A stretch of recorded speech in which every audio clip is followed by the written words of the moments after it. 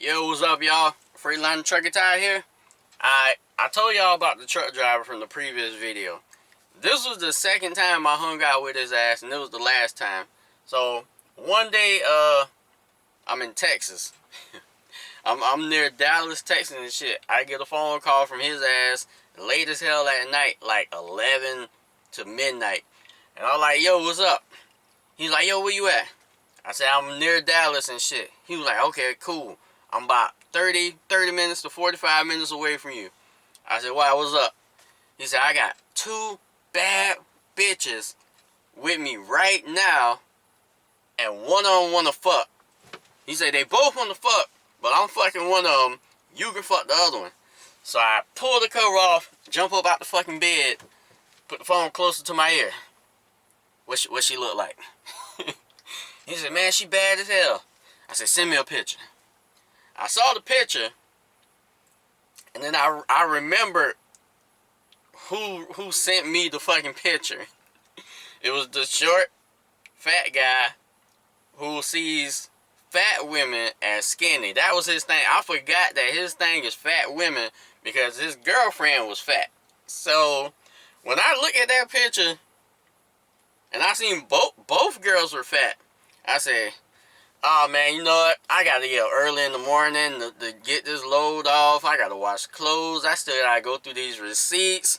I got some paperwork to do. Man, I don't think I'm gonna have time. They really need this load of toothpicks. I mean, they make it sound like it was very dire. They need these toothpicks first thing in the fucking morning." And he was like, all right, man. I'll talk to you tomorrow and shit." So he called me in the morning after I got unloaded. He actually was getting unloaded in Texas, in Dallas, Texas as well. We both got unloaded. And I asked him what happened with the girls. So he ended up banging one of the girls in the back of the truck while the other one sat in the front of the truck, just listening to her friend get pounded out like a motherfucker in the back. I don't know. But, so, we ended up meeting at the Pilot truck stop on the south end of Dallas. And he was like, "Yo, I know this restaurant we can go hang out at and shit." And I was like, "All right, cool, let's do it." So I was going to drop the trailer at the Pilot and then bobtail and follow him. And he was like, no, you can bring the trailer too. I know a spot we can park our trucks at, our truck and trailer, and be all right. How you know all these fucking parking spots for trucks and trailers? I don't fucking know. So we get to this damn empty lot, and I was going to drop my trailer there, leave his truck and trailer, and then we both leave in my truck bobtail. So when I dropped the trailer, he was like, "Maybe I should put some wood underneath the landing gear legs of your trailer." And then he was like, "Nah, don't worry about it. We'll be alright." I didn't know what the fuck he was talking about at the time, but I did find out later why he said that shit. But we get in the truck, we go to the restaurant. We get to the restaurant, we're eating and shit, and then he keeps looking off in the fucking direction and shit. And I'm like, "Yo, what the fuck you looking at?" And he's like, "Yo, you see that woman over there?" I look. I see a woman with 5 fucking kids at a table, a black woman, and she had the biggest ass I've ever seen on a live person, in person. I mean, her ass cheeks was big enough to hold 2 seats. Bruh, if y'all would have seen this shit, it would have been fucking unbelievable. So he says, "I'm gonna go over there and I'm gonna get her number." I was like, "Bruh, you see them 5 fucking kids over there? You want her number? You sure you want her fucking number?" He said, "Yeah." I said, "All right, cool." So he goes over there. Like 5 minutes later, he comes back with her fucking phone number. I said, "What the fuck? How the fuck you got her phone number like that so fast?" He said, "I paid for dinner." I said, "Hold on, you paid for dinner and got her phone number just like that?" He said, "Yeah." I said, "All right." So we finished eating and shit. And we get back to the truck, and he says, "Yo, that girl who phone number I got, I just convinced her to come pick us up, and we're going to ride around with her." And I'm sitting here like, you just got this woman's phone number, now you just convinced her to ride us around town in Dallas with her? He said, "Yeah." I'm sitting here thinking like, how the fuck did this guy do all this shit?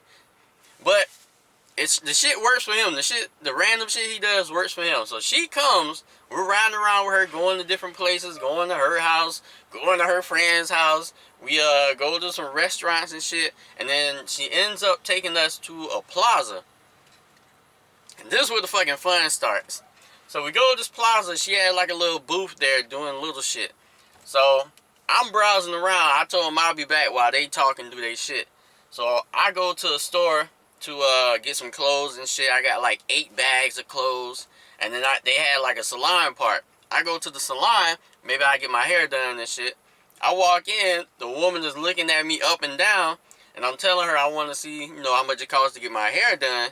And she was like, she looks dead at my bags and then looks at me and says, "Where you from?"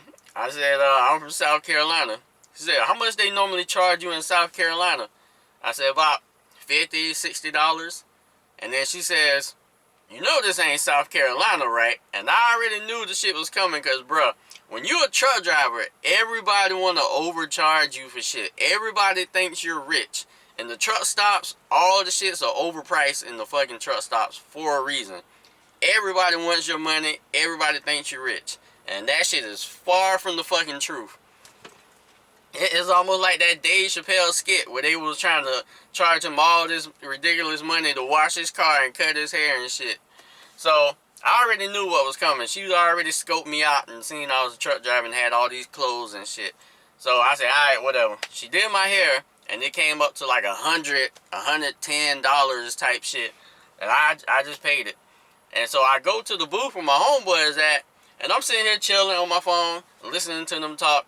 And then out of fucking nowhere, the woman busts out and says this shit. She says, "To whoever it may concern," talking to him, of course, "if anybody want to fuck me, they're going to have to pay. They're going to have to pay me."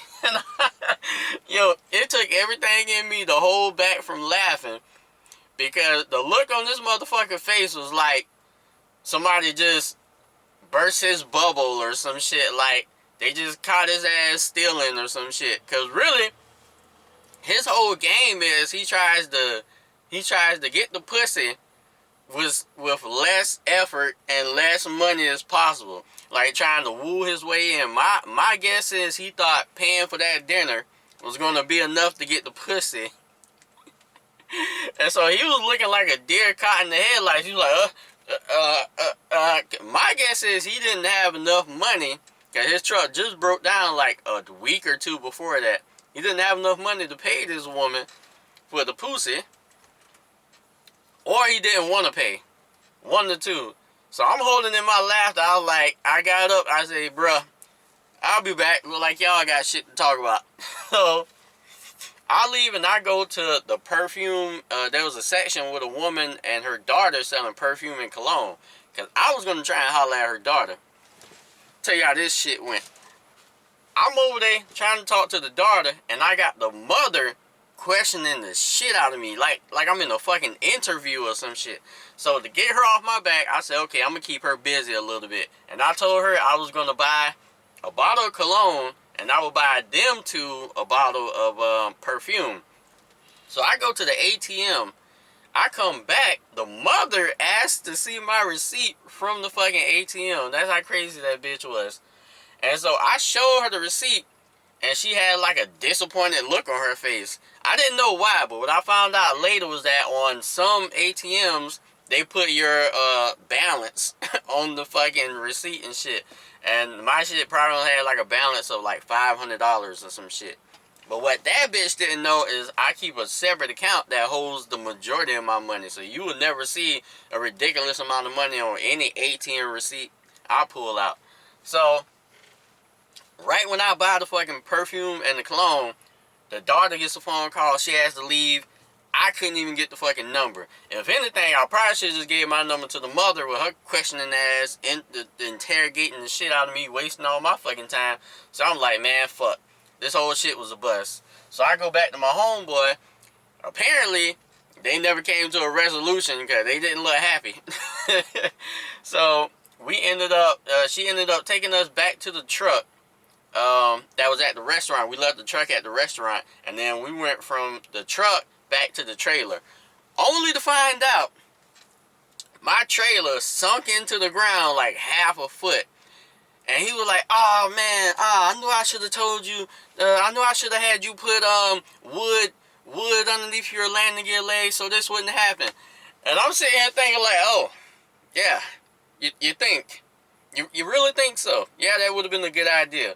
Because that day taught me a very valuable lesson that concrete and asphalt is not the same shit.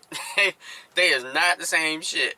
Apparently, asphalt is just a softer version of concrete, and your trailer can and will fall through the fucking ground, and the only thing can stop it is if you put like a block of wood underneath your landing gear legs. How that works, I don't fucking know, but apparently it does. So what we had to do was he unhooked from his trailer and then rammed underneath my damn trailer from the side to lift it up while I came in from the front to lift it up. We got it lifted up and shit, and we left, and I'm sitting here thinking as I'm leaving, like, every time I hang out with this guy, something bad happens. That's all I could think about, was every time I hang out with this guy, something bad always fucking happens. That was actually the last time I hung out with him, because we was all, I switched to another company. Matter of fact, I went to his company after Prime and actually saw him less than when I was at Prime. That was weird as fuck though. But the moral of the story is, again, be careful the type of people you hang out with. But an even bigger moral of the story is, if you wanna fuck this girl and she tells you this is the price for the pussy, pay the price. Pay the price. If that's what you want and that's what it takes, pay the shit. It's better than sitting there trying to negotiate, trying to woo your way in, and then paying for a dinner of 5 kids. Ain't no telling how many baby daddies that was for those 5 kids. But I can see how a woman like that had 5 kids. But when I tell you her ass was big, think of this fucking steering wheel, but like 2 or 3 of them. 2 or 3 of them put together and on the back of a black woman's ass. That's how big her ass was. But I always remember speed, time, distance. I'm out.